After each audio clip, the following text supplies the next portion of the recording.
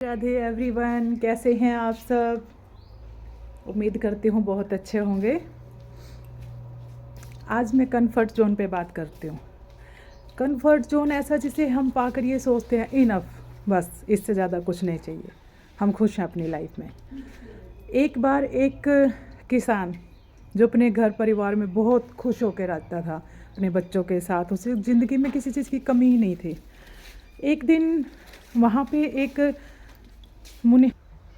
एक साधु महात्मा अपने शिष्य के साथ आए और उन्होंने कहा कि हमें जलपान करना है, कुछ खाने का है तो दे दो।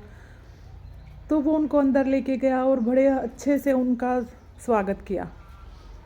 स्वागत करने के बाद वो ऋषि और जो गुरुजी थे अपने शिष्य के साथ वहाँ पूरी रात व्यतीत की और उन्होंने कहा कि ये इतनी सारी ज़मीन किसकी है। तब किसान ने कहा कि ये ज़मीन मेरी ही है। कहते तुम इसे उगाते क्यों नहीं। तो क्या करना है उगा के, ज़रूरत ही नहीं है, मेरे पास एक भैंस है, उसका दूध बेच देता हूँ, अच्छे से मेरा काम चल जाता है, तो मुझे ज़रूरत ही क्या है इन फालतू चीज़ों की, इसलिए मैं इन झंझट में नहीं पड़ता। बोले ठीक है। रात को जब वो सब लोग सो गए, वो गुरु और शिष्य उठे और उठ के उसकी भैंस खोल के ले जाने लगे। तो शिष्य ने पूछा, गुरुजी आप ये क्या कर रहे हो।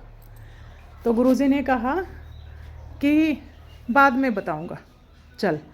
वो उसकी भैंस खोल के लेके चले गए। मन ही मन शिष्य के मन में एक ही चीज़, उनका गुजर बसर का एक ही साधन था, उन्होंने हमारी इतनी अच्छे से सेवा की और उसके बाद गुरुजी ने ऐसा क्यों किया कि उनकी वो भैंस खोल के अपने साथ ले आई, वो कैसे गुजारा कर रहे होंगे।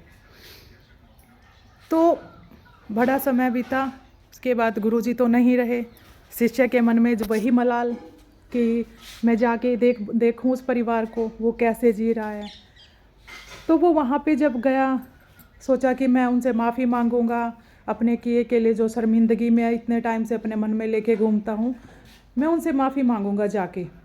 जब उसने देखा जाके वहाँ जो पहले एक झोपड़ी होती थी जिसमें वो रहते थे, उसकी जगह बहुत अच्छा आलीशान घर है।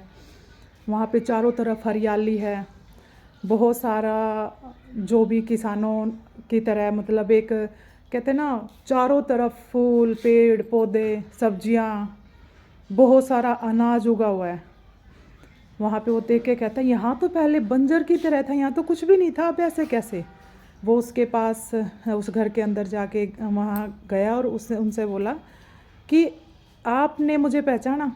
उन्होंने कहा कि हाँ हाँ आप तो वही थे ना जो एक बार अपने गुरुजी के साथ आए थे। कहते हाँ मैं वही हूँ। कहते ये इतने सारा, मतलब जो खंडर पड़ा था जहाँ पे कुछ भी सब्जियाँ कुछ भी नहीं था और आज इतना सारा अनाज, चारों तरफ हरियाली है, ऐसे कैसे। तो किसान ने कहा ये सब आप लोगों की बदौलत है, आप लोगों का आशीर्वाद हमें ऐसा लगा। आप लोगों के जाने के बाद हमारी भैंस किसी ने चोरी कर ली, हमारे पास रहने खाने के लिए कुछ नहीं रहा, कैसे खाते, कैसे गुजारा करते, कैसे बच्चों को खिलाते।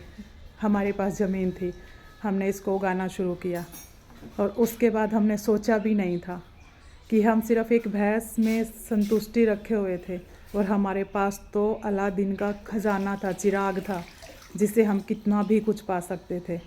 हम शुक्रिया करते हैं आपके गुरुजी का जो आशीर्वाद दे के गए और आज हमारे पास ये समय आया। आपका कोटि कोटि धन्यवाद। तब उस शिष्य को समझ में आया अपने गुरुजी ने जो उन्होंने किया था वो किस वजह से किया था। वो जो अपने एक दायरे में बंधे हुए थे ना कि हम खुश हैं, एक भैंस के साथ खुश हैं, उसका दूध बेच के खुश हैं।